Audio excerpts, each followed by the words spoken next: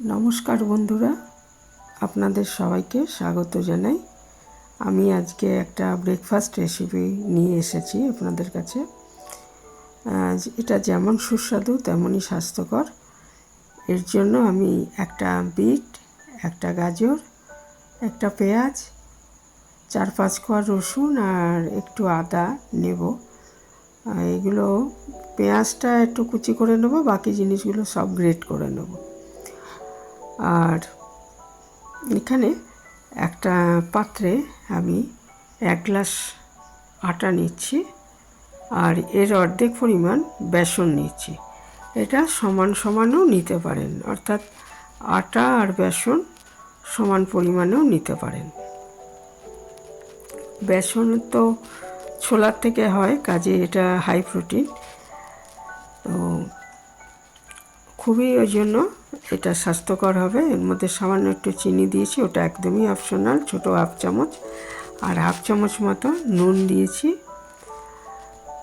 তারপরে এটাকে একটু ভালো করে মিশিয়ে দিলাম, দিয়ে এর মধ্যে খুব সামান্য ছোটো চামচের 1/2 চামচেরও কম 1/4 হিং দিয়ে দিলাম। তাহলে খুব সুন্দর একটা গন্ধ হবে, খেতেও ভালো লাগবে এবং খুব উপকারী। দিয়ে দিলাম 1 চামচ সাদা তিল, 1/2 চামচ মতো জোয়ান আর সামান্য হলুদ। এগুলো দিয়ে সব ভালো মতো মিশিয়ে নিতে হবে। আর একটু আমি 1 চামচের একটু বেশি জিরে ভাজা গুঁড়ো করে ড্রাই রোস্ট করে রেখেছিলাম আর কি, সেটা গুঁড়ো করেছি হামানদিস্তায়, তো সেটা নিয়ে নিয়েছি। আর এখানে আমি দেখুন সবজিগুলো সব গ্রেট করে নিয়েছি, পেঁয়াজটা শুধু ছোটো করে কেটেছি, বাকিগুলো সব গ্রেট করে নিয়েছি। এগুলো সব আমি এই আটা আর বেসন আর ওই নানা রকম মশলা দেখলেন দিলাম, তো এইগুলোর মধ্যে আমি এগুলো সব মিশিয়ে দিচ্ছি। কয়েক কোয়া রসুন রয়েছে কুচি করা, আর আদা কুচি রয়েছে, পেঁয়াজ কুচি রয়েছে, আর গাজর আর বিট এটা একটা করে নিয়েছি, এগুলো নিয়েছি। এবারে এটার সাথে মিশিয়ে আমি কিন্তু খুব সামান্য একটু জল দিয়েছি, মানে সবজির থেকে জল কিন্তু বেশি লাগবে, একদমই লাগবে না, খুব সামান্য দিলেই হয়ে যাবে। কারণ হচ্ছে সবজিগুলোর থেকেও জল বেরোবে। প্রথমে যদি জল বেশি দিয়ে দিই তাহলে কি হবে না, এটা ঠিক মতো মাখাটা হবে না, বেলা যাবে না। এটা আমরা তো রুটি বা পরোটার মতো বেলবো, কাজেই সেটা কিন্তু সম্ভব হবে না। আর এর মধ্যে আমি 3টে কাঁচা লঙ্কা কুচি দিয়ে দিয়েছি আর একটু ধনেপাতা কুচি দিয়ে দিয়েছি। তো ভীষণ সুস্বাদু হয় খেতে এবং খুবই স্বাস্থ্যকর। তো অবশ্যই একবার করে দেখবেন, টিফিনের জন্য খুবই ভালো। আর এটা স্কুলে এমনি সকালে জলখাবারের জন্য যেমন ভালো, তেমন স্কুল কলেজে টিফিনেও দিতে পারবেন, আবার রাতে ডিনারে ইচ্ছে করলে খেতে পারবেন। মানে এটার মধ্যে তো অনেক সবজি দেওয়া রয়েছে, ফলে কিন্তু এর সাথে কিছু না হলেও চলবে। তো বড়জোর এটার সঙ্গে রায়তা খেতে পারেন, কাসুন্দ খেতে পারেন, বা কোনো চাটনি, টমেটো চাটনি কি বাদামের চাটনি, সব কিছুই কিন্তু এর সাথে ভালো লাগবে।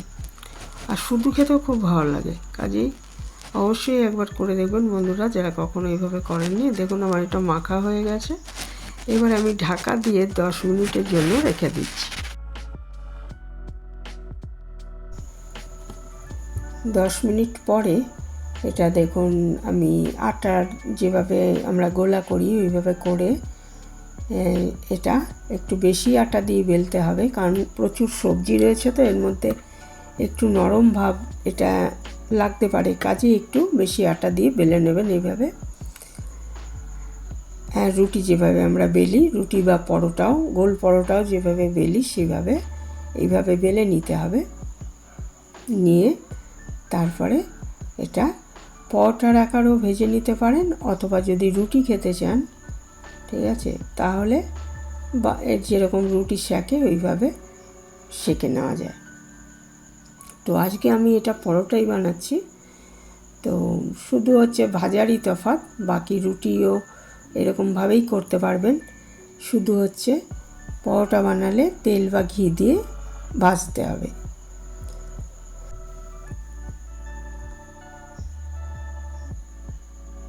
তো এইভাবে আমি সবগুলো বেলে নিচ্ছি। তারপর এটা একটু ভেজে নেব। আমি আজকে এটা ঘি দিয়ে ভেজেছিলাম, ইচ্ছে করলে আপনারা যে কোনো সাদা তেলেও ভাজতে পারেন। তো স্বাভাবিক ঘি বা বাটারে যদি ভাজেন তাহলে অনেক বেশি ভালো লাগবে খেতে। তো এটা একটু বেলাটাই একটু অসুবিধা, এমনিতে আর কোনো অসুবিধা নেই। একটু আস্তে করে একটু বেশি আটা দিয়ে বেলে নিতে হবে, যেহেতু এতে প্রচুর সবজি রয়েছে সেই জন্য একটু আরও আটা দিলে টেস্টটা অনেক নষ্ট হয়ে যাবে, ওই জন্য আমি আর বেশি আটা দিইনি ওর মধ্যে। মাপটা তো আপনাদের দেখালামই। এবার একটা কড়াইতে, ননস্টিক কড়াইতে 2 পিঠ আগে ভালো মতো সেঁকে নিচ্ছি। তারপর অল্প অল্প ঘি দিয়ে 2 পিঠ ভালো মতো লাল করে ভেজে নিতে হবে, তাহলে এটা রেডি হয়ে যাবে। অসম্ভব সুস্বাদু এবং খুবই হেলদি একটা রেসিপি, অবশ্যই একবার করবেন। 2 পিঠ একটু সেঁকা হয়ে গেলে আমি তারপরে এটা ঘি দিয়ে 2 পিঠ ভেজে নিচ্ছি।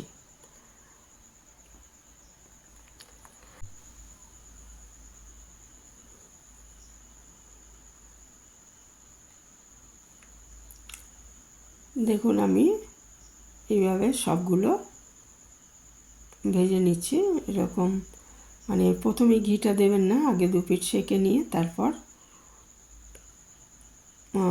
অল্প অল্প করে 2 পিঠ, তাহলে ঘিটা পরিমাণও কম লাগবে আর পরোটাগুলো খেতে ভালো হবে। প্রথমে ঘি দিলে অনেকটা টেনে নেবে এবং খেতে ভালো লাগবে না।